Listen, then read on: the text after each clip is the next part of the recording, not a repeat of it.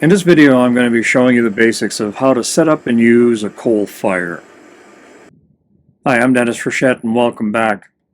In this video, I'm going to be going over all the basics of how to set up and maintain a coal fire. If you're watching this video, I'm assuming that you have some experience with using coal and you're probably a little frustrated and want some answers. So that's basically what I'm here to do. I'm going to go over everything right from the very beginning, setting up. I'm going to show you the dimensions of the fire pot, give you everything that I am using in my videos, and show you how I go about it. So hopefully that'll solve some of the problems for you. So that's in part one. In addition to the new video, I've added 3 of my older videos that are related because they basically deal with designing the fire pot and the forge hood. This is another reference video, so the link to all of the other reference videos that I have in this series are going to be in the description. So if you find one of them, you'll be able to go to all the others by just looking at the description. I highly recommend that you save them as a playlist, or at least in your watch later folder, so that they're easy to refer back to. And if you have any questions, you'll know where to go. So that's what I have for you today. Hope it helps you out.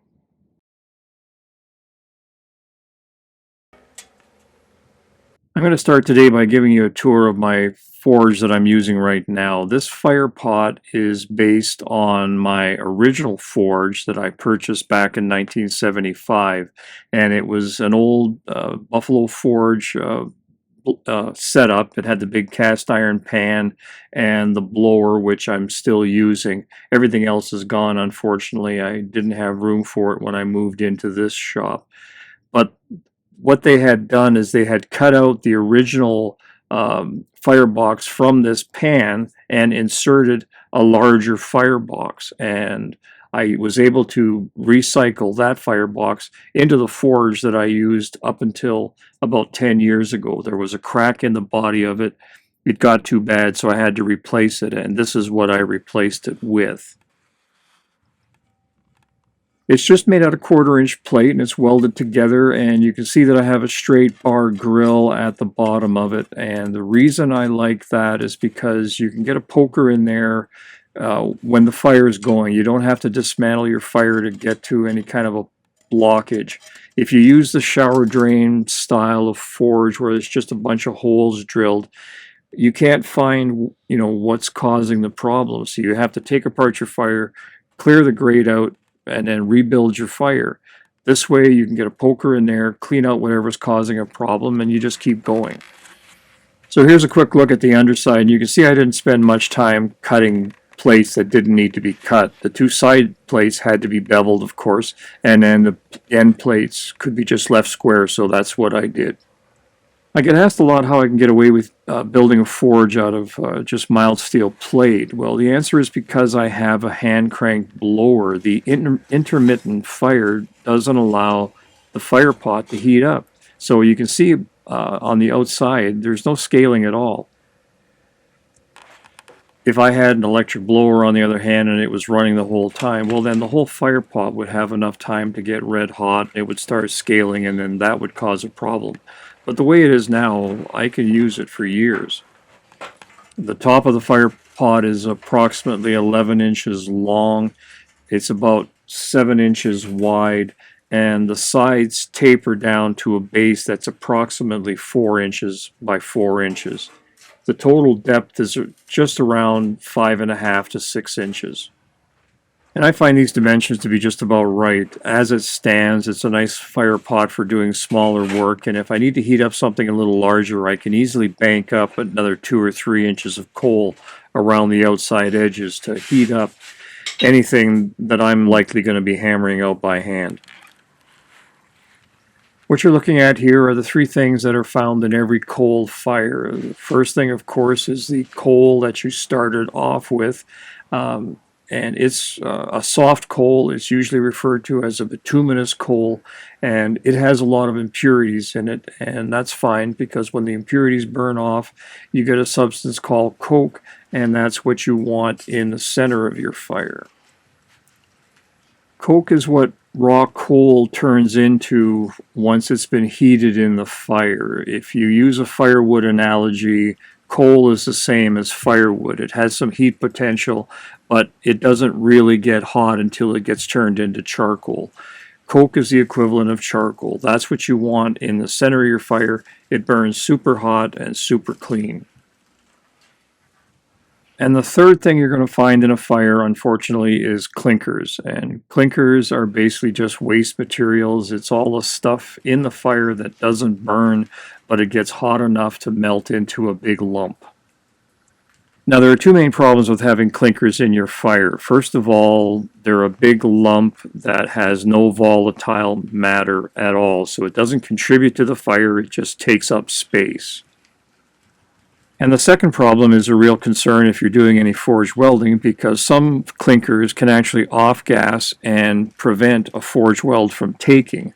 So in either case, you need to get them out of there. Smaller clinkers are fairly easy to remove. You can fish them out with your poker. But if you have coal that's a little dirtier and produces a lot of clinker, they can actually form a bird's nest right around the base of your fire. And the only way to get rid of them is to clear the coals out, fish out that big ring out of there, and start over. So if you come across something in your fire that's noticeably harder than everything else and not as hot as everything else, then that's a clinker, and you need to just drag it to the edge of the fire and get it out of there. When it comes to starting a forge fire, you're going to get a lot of different opinions. For example, I use a torch. I think that works best in my situation. It's portable, it's easy to use, and I don't have any combustibles sitting around my shop. A lot of people still prefer to use crumpled up newspapers or whatever other kind of paper that's available nowadays. Some people will use wood. They'll build a small wood fire, throw their coal on top of that. That's fine. Some people build full-blown campfires in their fire pot and then start their fires that way. I mean, they're definitely not taking any chances.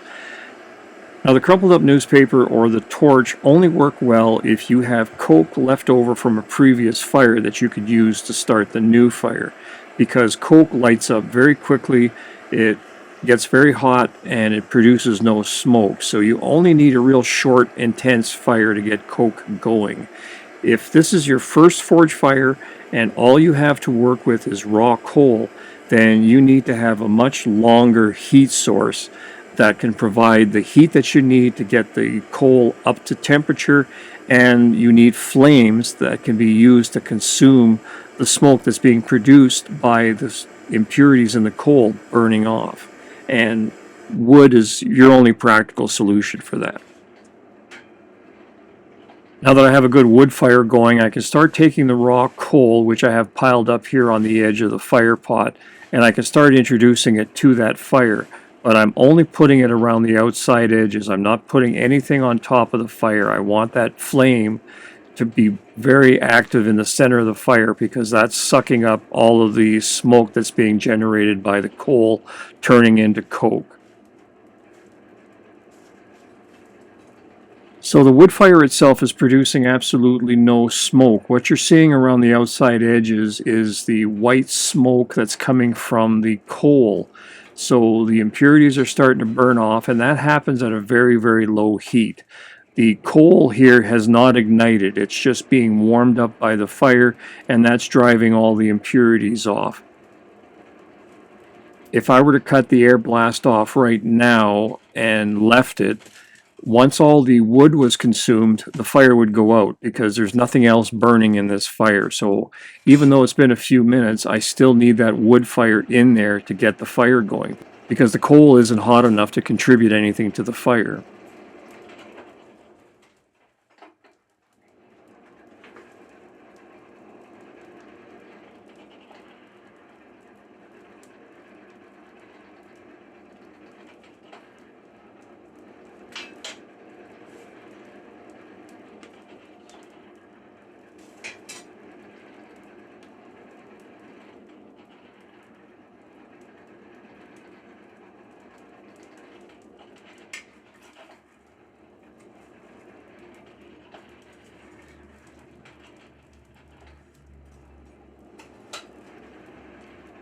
At this point, I still have a little bit of wood remaining in the center of the fire, but I am getting a lot of coke development, and that is also contributing to the fire.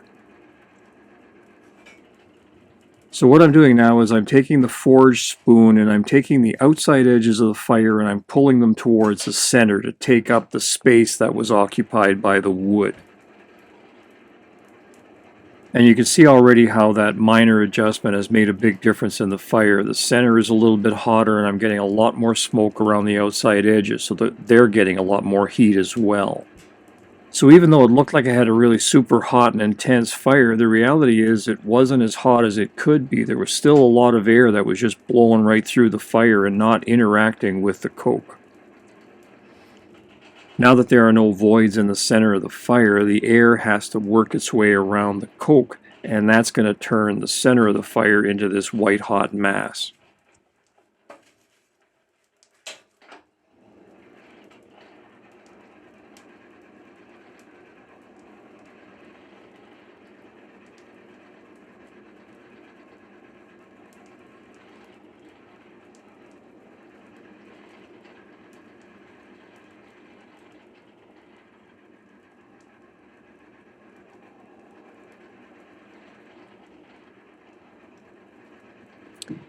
So at this point the wood is totally gone and I've managed to generate a baseball-sized amount of coke in the center of the fire, and that's what's driving the whole fire right now. You can see how much hotter it's gotten, and you have a lot more smoke being generated around the outside of the fire. So that's all of the coal getting turned into coke, and it's driving off all of the impurities except for one. There is a tarry type substance that gets created in this process, and that tends to stick all of the lumps of coal together.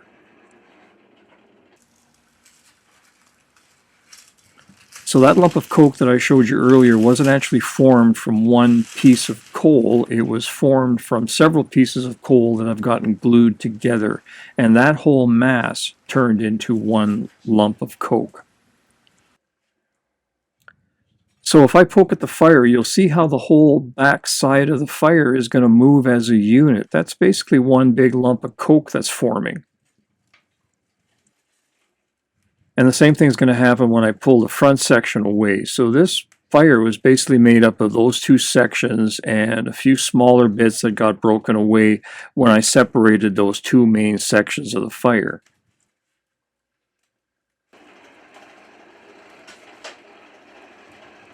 So I'm a little bit further along here. I managed to put all the coke back in the center of the fire while it was still hot enough to reestablish the fire. I didn't have to relight it. I just shoved all the pieces together and gave it some air and it took off.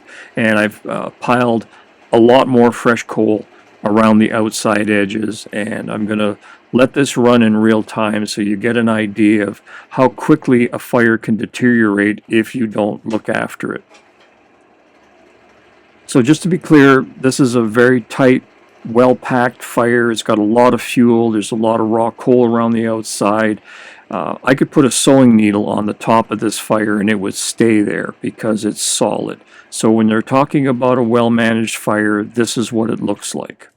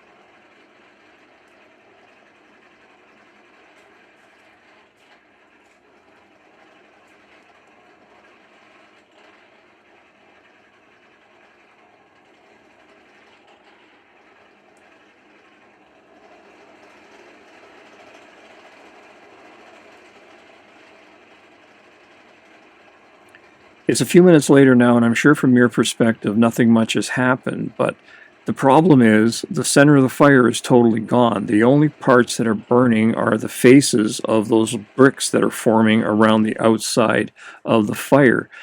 So the top of the fire is basically one big coke brick that is self-supporting.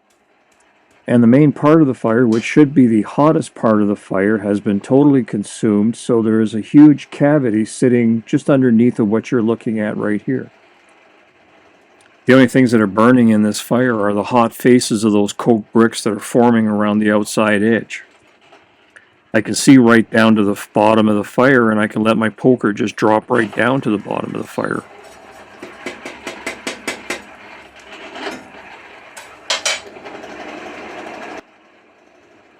If I were to put a bar in this fire, it would never get to forging temperature because it's just being blanketed by a blast of cold air. If I left the fire alone and just gave it more air, the hot faces would start being consumed themselves, and they would start moving away from the fire to a point where the air wouldn't be enough to maintain combustion and the whole fire would die. So here it's about a half hour later, and you're looking at the same fire, and I've pulled away the coke bricks that were forming on the left-hand side and the front half of the fire, and what you're looking at here is the buildup that was on the right-hand side and the back. And I know it's hard to get the same perspective as you would if you were standing in front of it, but you can see how there's just a mass that is hanging on the side of the fire pot. It's actually grown into the fire pot, but it's sitting there. You know, that stuff does not fall into the fire. You have to force it back into the fire because they just form this brick and they sit there. And it's really hard to convince new people when they're starting out that there's a problem with the fire. They see flames coming off the top and they think everything's all right. Now you have to understand that these large bricks only form when you're adding large amounts of fresh coal to a fire. In a properly managed fire, when you're routinely making sure that you're pushing out all the voids out of the center of the fire and then just adding enough coal around the outside edges to make up what you're losing in the center, this never becomes a problem because the mass of coal around the outside edges isn't large enough. Also, you have to understand that this only happens when the raw coal is starting to turn into coke. Once it turns into coke and you break it into pieces, you can leave it alone because they will not bond back together. They will stay as separate lumps. Now, I keep calling these things bricks, but don't get the idea that they're anywhere near as hard as bricks. This is more like a really, really soft styrofoam. So they're really easy to break apart. All you need to do is to stick a poker in the middle of one of them and it'll break into little pieces.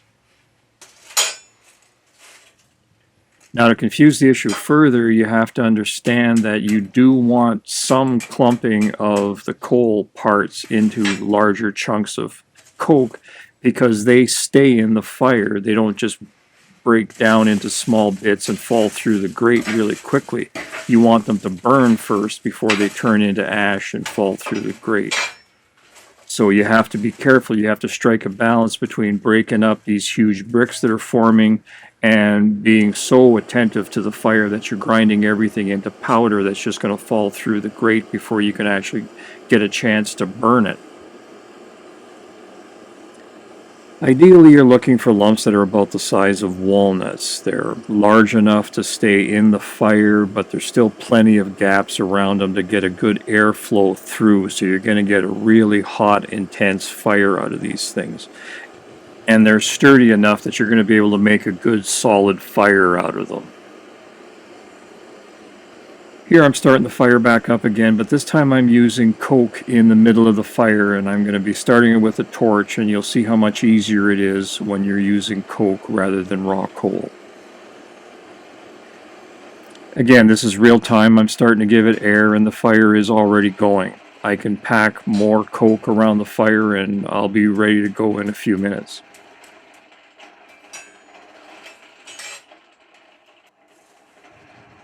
I am a little bit further along, but that's because I needed to edit out me looking at the camera to make sure that it was still recording, so you're only missing about 30 seconds here.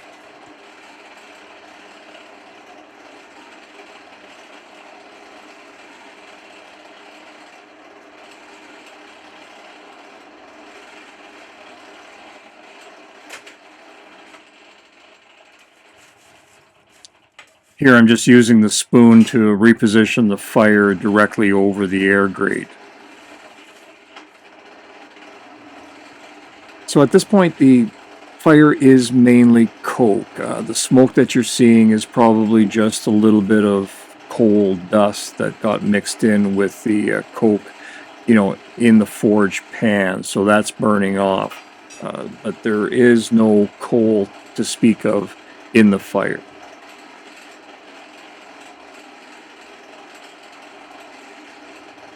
So here I've determined that the fire isn't getting enough air. This quite often happens when you're compressing the fire and the sides of the fire get raked into the air grate and close it off. In this case, it probably happened when I repositioned the fire back over the grate. In any case, the solution is to take your poker and slide it underneath the fire and give it a little lift while you're cranking on the blower. Once the grate is clear, you will hear a noticeable difference in the intensity of the fire, and of course you will see a very noticeable difference in the flame. So if the fire pot that you're using is susceptible to this is just another step in the process, and it becomes part of the routine. You compress the fire, make sure it's tight, add some more coal around the outside edges and get that ready for the next round, and then you just give the fire a little lift, make sure that the grate is clear, and you're ready to work again. Sorry about my head getting in the way of the shot, but my coal bin is on the other side of the forge and I have to walk in front of the camera to get to it. In this case, I couldn't edit it out because I wanted you to see what I was doing in the fire.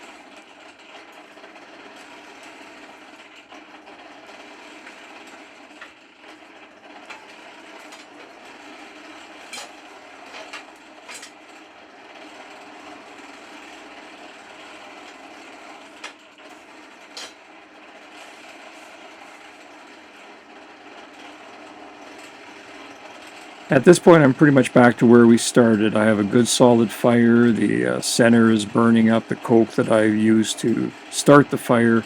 I've put raw coal around the outside, and the smoke is telling me that I'm going to have a new batch of coke to move to the center of the fire very shortly.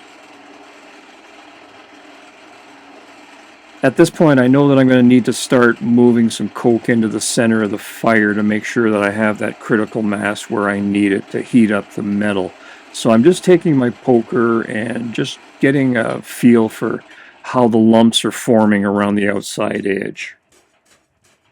If it feels like I'm sticking my poker into a pile of gravel, then I know I don't have anything to worry about yet. But if it starts to feel like I'm poking it into a piece of styrofoam, then I know that these bricks are starting to form, and I'm going to want to keep a close eye on them and break them up before they start getting out of hand. So now I'm ready to start moving the edges of the fire towards the center so that I can fill the voids that are being created. But I have a very different fire now. I can't actually use my spoon to reach around and grab the areas that I want to push into the center. So I'm going to need to force the edge of the spoon down the slope of the fire pot and let the material that's in front of the spoon push the sides of the fire into the center. There's a number of different ways you can get the same results. The old timers used to use a heavy pair of tongs, and they would hit the sides of the fire right up inside the edge of the fire pot, and compress the fire that way. That would do two things. It would break up the lumps, and again, it follows the side of the fire pot, so it compresses the fire towards the middle. If you have a poker that has a wide blade, you can do it with that as well. I like compressing the fire with my long-handled spoon because it gives me a much better feel of how solid the fire actually is. So that's basically all there is to it. You just have to be aware that the fire is something that needs constant maintenance, but don't overdo it. And you just eventually will fall into a routine where you compress the fire, make sure that the center is tight. You fill in the voids all around the outside of the fire with more coal. Check the smoky areas, to see how they're forming into lumps, and then just repeat the same process over and over again. It really only becomes a problem if you let the fire go down too small. There's a tendency to try to get every last bit of coal burnt up before you have to add more coal, and that is not the right approach. The best approach is to keep a good healthy fire and add small amounts of coal at a time. That way you don't have these big bucketfuls of coal that are turning into coke and forming into these large bricks. You have these thin layers of coal that are turning into strips of coal that are easy to break up just from, the usual fire management. And at the end of the day, I always pull apart my fire and keep an eye on it until it dies right out. It's just personal preference, but I feel better if I know that there's no possible way that a fire can get started in there once I lock the door and leave.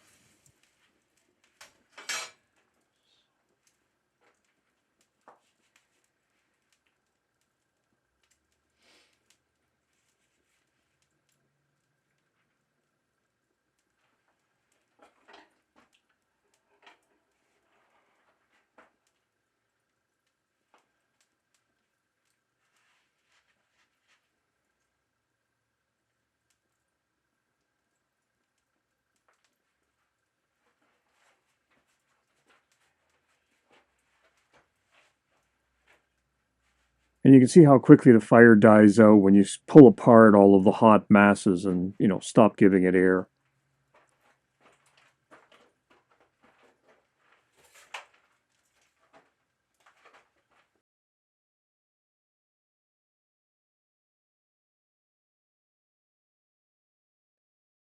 So the first thing that you really need to concentrate on and to really understand, as far as I'm concerned, is the size of the fire that you need to build.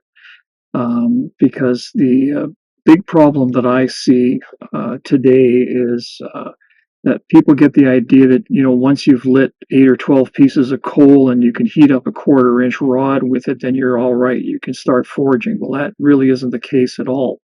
Um, what I have here is the shape of my fire pot.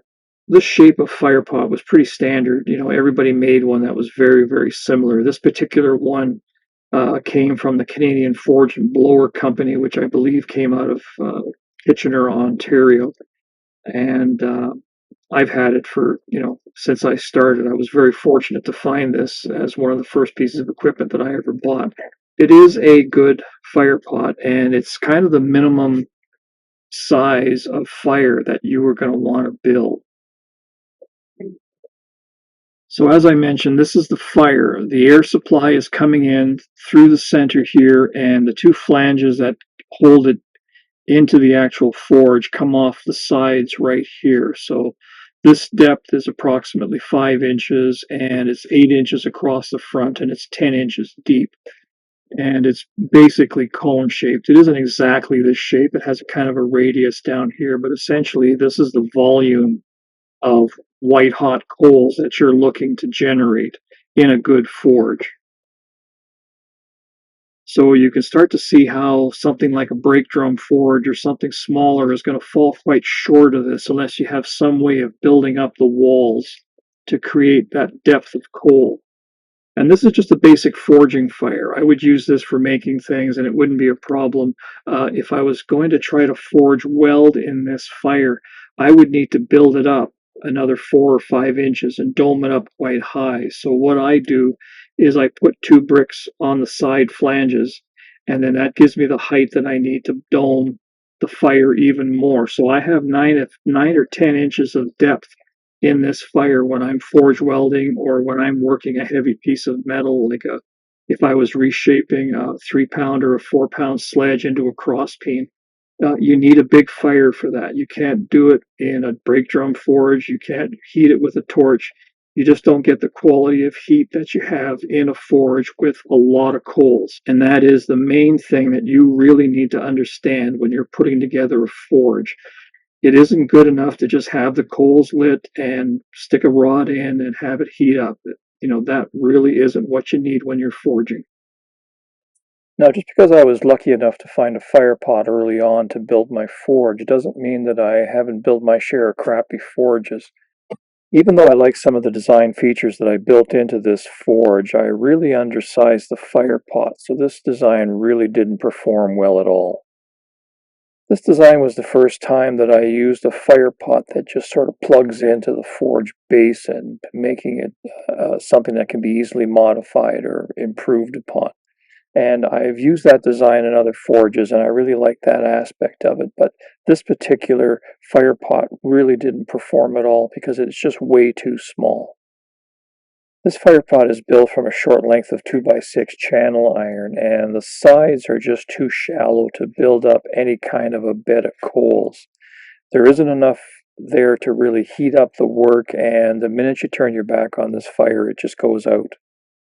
Here you can see a graphic comparison between this forge and my full-size forge. You can see how the volume just isn't there. This is the fire pot on the portable forge unit that I built for my bellows.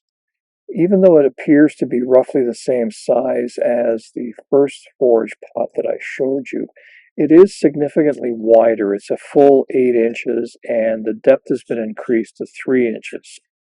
So that little bit of an increase in depth as well as the width and making the top flanges level with the top of the fire pot give you the option to build a much bigger fire. With this design, to make sure that the wooden frame didn't get too hot, I made the inside frame a little bit smaller so there's good air circulation around the forge to keep the wood cold.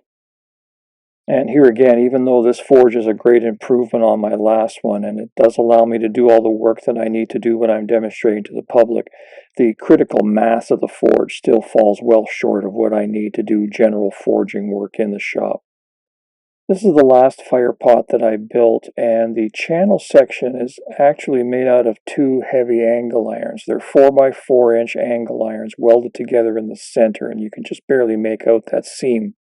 The sides of this fire pot are vertical, and the front and back slope is just created by welding in a 1/4-inch piece of plate. And then I use the 1/8 inch flat bar to create the flange around the top edge.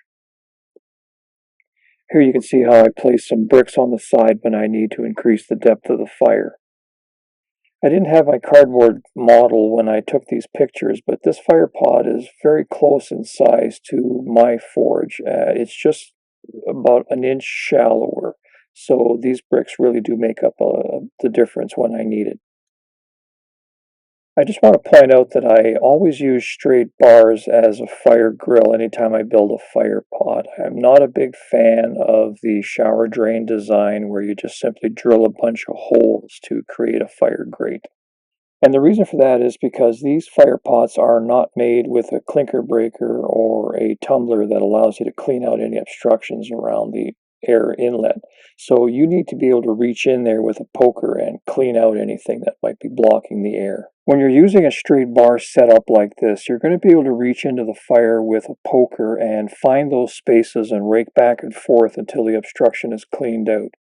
It's very hard to reach into a fire and find a series of small holes to clean out whatever you need to clean out. So I find this design to be much better. Now, these last few examples have relied heavily on being able to weld pieces together to build the fire pot, but if you don't have access to that, you do have other options. For example, if you still want to go with a steel construction, you could bend it up out of a solid piece, You can bolt the whole thing together using corner brackets or, designing in flanges that can be bolted together. So, you do have options. A lot of forges, especially around here where there was a lot of lumbering going on, the lumber camp forges were basically just a big wooden box that was filled with dirt. And at the top layer, they would lay in a 2 or 3 inch layer of clay that would come down and then back up and basically form the pot out of that. The clay would harden and then, it would last the 2 or 3 seasons that they were working there and then they would move on. For the air supply, they would take a pipe, larger than this, but, roughly 3 inches. They would saw in air grates into the pipe, and then at the other end, and they would just block with a big wooden cork. Air supply would come in this way, come up through the forge. When they wanted to clean the forge out, they uncorked it, put a cloth over top of the air grate, and then cranked the blower really hard to push all the stuff and the slag and the clinkers out through the end of the pipe. They'd cork it back up, and away they went. So, that is by far, the cheapest option. There are a lot of forges. They're, more industrial sized forges, and they don't have a fire pot at all. They're basically just a big flat brick table that has a high ledge, and the ledge allows them to pile coal inside of that pan, however many hundreds of pounds it takes to fill that pan. And at that point, the depth of the coal becomes the depth of the fire pot. They would dig in the center over top of the air grate, start the fire, and then pile the coal around it. The coal is actually making the fire pot. They would water down the outside to keep it under control. And then, so they would work that way, just keep piling in more coal as it burnt away. So, there's an option that actually doesn't require any kind of fire pot at all. It does require a good cheap supply of coal because you're going through a lot of it, just, the initial volume just to fill the fire pan, but it's a workable idea. When I bought my blower, it came with a Buffalo Forge fire pan, and I bought that as well. It was all part of a unit. The fire pot on that had rotted away, and the blacksmith had replaced it with clay and metal. Nothing was fastened together. He just lined the whole inside of the pan with clay, shaped a fire pot, and then when the clay was still wet, he just pressed heavy metal plates into the side to form the fire pot. So, you know, uh, I don't know how long it had been used that way, but it was obviously a workable solution. And this wasn't a lumber camp forge. This was an actual forge in a village. So this thing was being used every day. And that was the solution that he used. It was just clay and metal and nothing else. The last thing I want to discuss is the air supply. Um, Again, it's a very critical part to the whole fire. It controls the environment within the fire, and it determines the size of the fire that you can build. So the standard thing, of course, is just a regular hand cranked blower, but there are other options. I've built fairly good forges using bathroom exhaust fans. I've seen people use leaf blowers and different fans like that. A lot of people have used the fan that's in an automobile because it's a 12 volt. They hook it up to a battery and it's got the variable speed. So that's a very good option as well, or a workable option. The important thing when you're figuring out the air supply that you're using is forges want a high volume of air but very low pressure.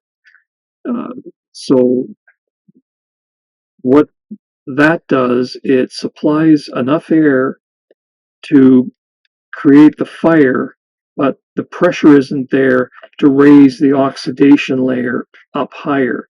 So the air comes in, filters through all the coals, gets the fire hot, but you're not creating an oxidizing environment any higher than you have to. So if you have a high pressure blast, it's going to find the weak spot in your bed of coals and it's going to drill right through that and then create an oxidizing area right next to your work, and it'll start burning up. So it's going to be very, very hard to keep a very dense mass of coals in your fire pot, and that's very, very important.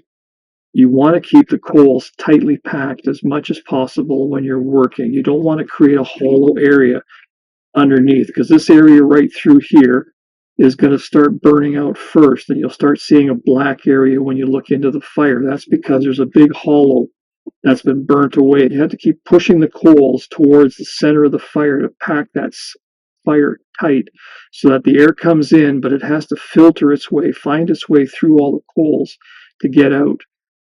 You don't want to have a high pressure blast that just kind of just drills itself through the bed of coals. So that's really all you need to know about the air supply. I prefer a hand crank blower. I really prefer a bellows. I think that's probably my favorite method, but they are bulky. I have a series on building the bellows that I'm using. There's a lot of options for that. I built it out of real wood and leather, but you could do plywood and any kind of a tight woven fabric that will, trap the air enough to create a bellows. Or, I've seen people use pond liners. You have options. The size that I've described in the bellows videos is perfect for a small forge. So you don't need to go any bigger than that. I wouldn't go much smaller, but that creates a good volume of air and will supply a good sized fire.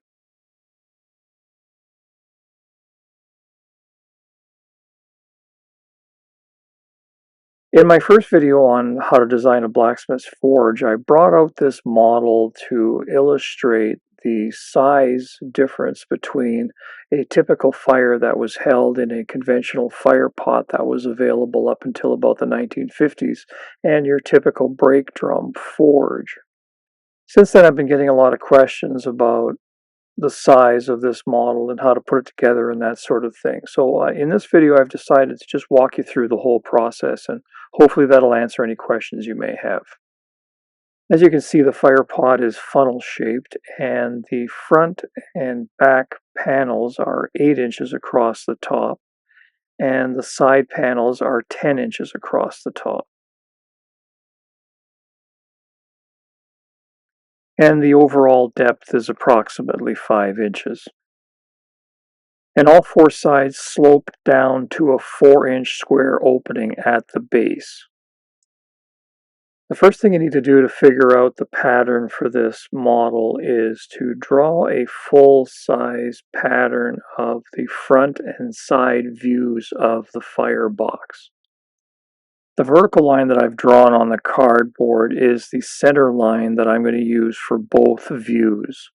And at 90 degrees to that line, I'm going to draw the top edge of the fire pot. I'm only going to be drawing half of the fire pot because that's going to give me all the information that I'm going to need to figure out the lengths of the sides. The 2 marks that I've drawn are the top corners of the front and the side panels. Now I'm going to measure in the overall height for the fire pot. So this line is where the base of the fire pot sits. Since the base of the fire pot is a 4-inch square, I only need to draw a 2-inch mark here to define the base. Now that I have these points laid out, I can draw in the lines that represent the angled sides of the fire pot. Since I'm only after one measurement from each one of these layouts, I can easily overlap them without causing any confusion. So just to be clear, what I have drawn on the cardboard is the end view of the fire pot, and the sloping line that's resting up against my drafting square is the length of the side panel, not the end panel. And the same is true for the sloping line that represents the side view of the fire pot. So the line that I've just drawn is the actual length of the end panels, even though it's found on the drawing for the side panels. So again, when I build the actual patterns, the overall length that I'm going to be looking for the side patterns is going to be found on the end view, and the overall length for the pattern for the end panels is going to be found on the side view.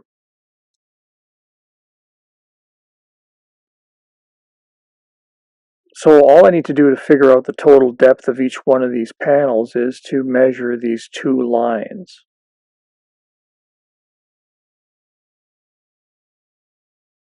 So now I'm ready to start drawing out the actual patterns. I've drawn in the center line and the top edge of the pattern. Now I need to add in the overall depth of the pattern piece. And this is the end panel, so I'm going to be measuring the longer line from the side view to get the overall depth of that pattern piece. And the length of that line is 5 7/8. So that's where I'm going to be locating the base of this pattern piece. And the end panel is 8 inches across the top, so I'm going to be laying in a 4-inch mark to define the top corner of that panel. And here I'm extending that line to the full 8 inches for the top.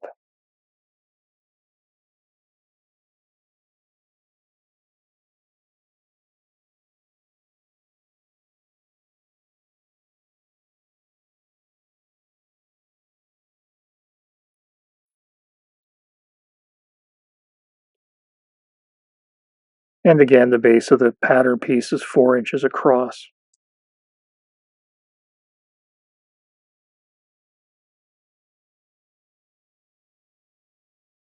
Just connect the dots and you're done this pattern piece.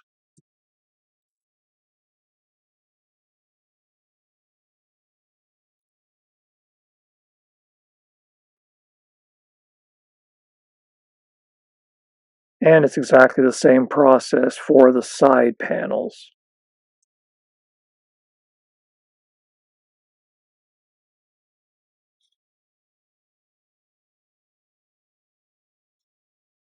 The overall length for that pattern piece is found on the end view drawing that I've made, and that happens to be 5.5 inches.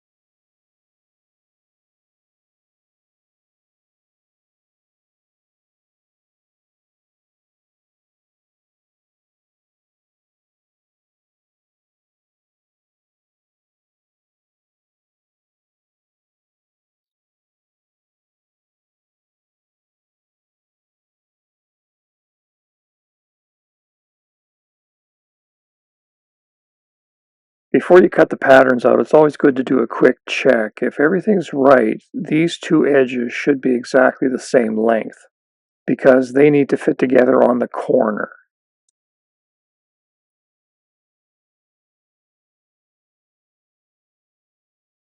And as it turns out, they're not the same length, so I've got to figure out where I screwed up. And the first thing I checked is where the problem was. I was a little short on this panel, so I need to extend the baseline down slightly.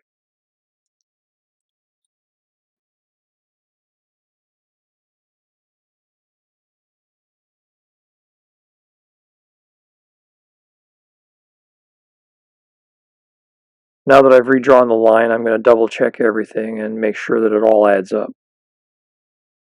It's really important to take the time to make sure that the pattern pieces are as close as you can possibly make them.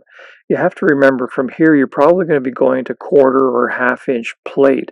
So if something is wrong there, you need to be able to hold up the pattern piece to the plate and figure out what's off. If your plate is off and your pattern piece is off, then you have no reference. You have no way of figuring out where the problem is and what you need to do to fix it.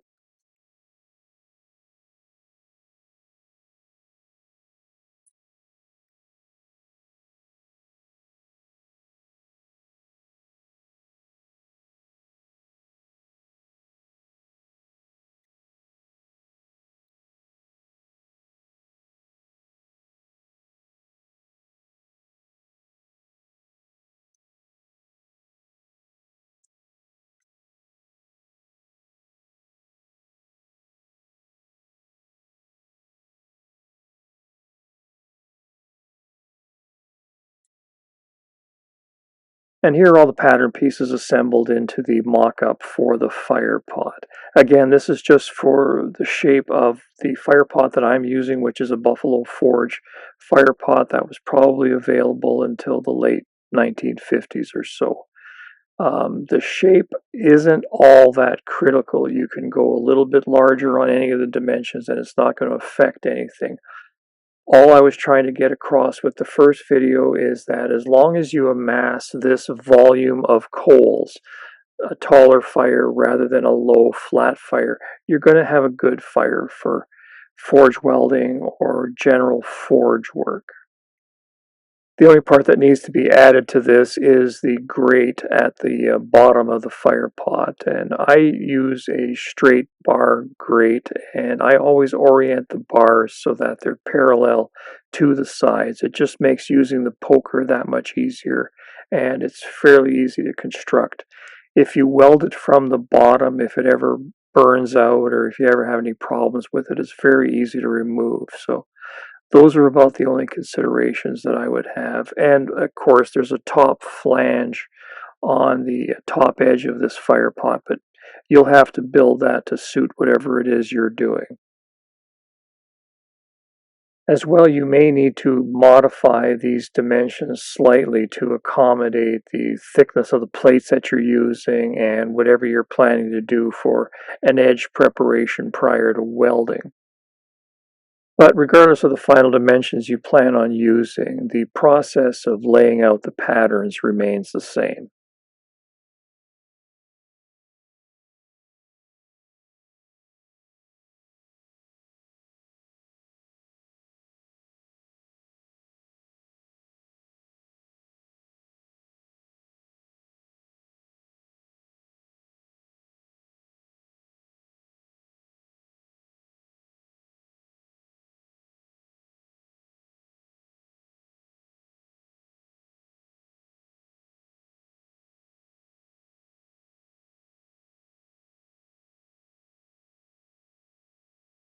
Hi, and welcome back.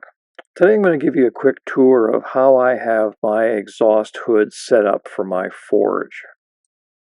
So this is how my forge looks from the inside. I'm using a side draft forge hood, but the way I needed to set it up, the actual opening to the hood is quite a distance from the center of my forge. So I have this square box that you see sitting on top of my forge, and that basically is just a smoke catcher. It captures any amount of heat that is generated when I start up the forge, and it directs it into the opening of the forge hood. So basically anything in there is going to get sucked up the chimney. This box isn't attached to anything, it's just sitting on my forge, and it's basically just to make sure that all of the air that gets sucked into the stack has to go across the top of my fire pot.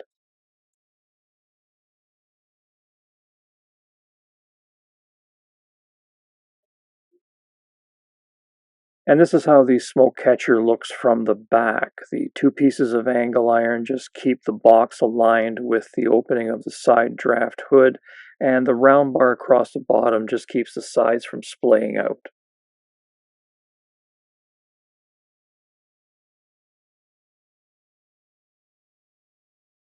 And this is the actual opening of the side draft hood.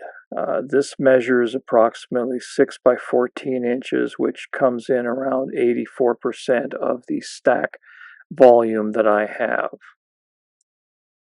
The ladle is showing you the location of the center of my fire pot, and you can see how it's quite a distance away from the opening to the hood. Ideally, these need to be located as close to the fire pot as possible. Unfortunately, I wasn't able to set it up that way, so I have it sitting on the end of the fire pot as opposed to the side, which is where they normally are located and where they work the best. When I first installed the hood, I had an extension coming out from the top of the forge hood opening, which extended pretty close to the center of the fire pot. And it was hoped that that would direct enough hot air into the forge to generate draft that I needed, but that wasn't the case. There was too much air short-circuiting underneath this hood, and that was just killing the draft. So, it really didn't draw well at all. So I had no choice but to totally enclose that space and build a box that just fit around it.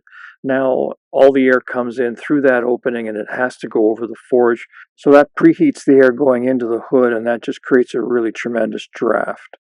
And that draft starts the minute I light the torch to get the fire going. I have my forge mounted in front of an old window opening, so the forge hood actually extends through that window opening to a box which is mounted on the outside of the building. And the sole purpose of this box is to have somewhere to mount the chimney stack.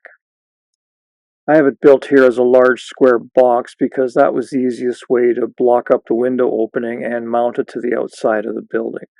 But this can be built any way that you want. The important thing is to maintain the proportions between the actual opening to the hood and the volume of the stack. One thing that a lot of people don't realize is that the volume of your stack does not need to be contained in one unit. Here I have two just regular 8-inch stovepipes, and it's because that's what I had on hand and that's all I could afford at the time. And the two volumes combined add up to roughly an area of 100 square inches, which is the minimum that you want to use for a forge. When these pipes rot out, I will be building a heavy gauge sheet metal square stack, but this system works fine and I've used it for years because it was cheap to maintain and easy to install. So here I have everything back together and I'm starting to light the forge. I'll try to make it extra smoky so you can see how the air flows through the hood.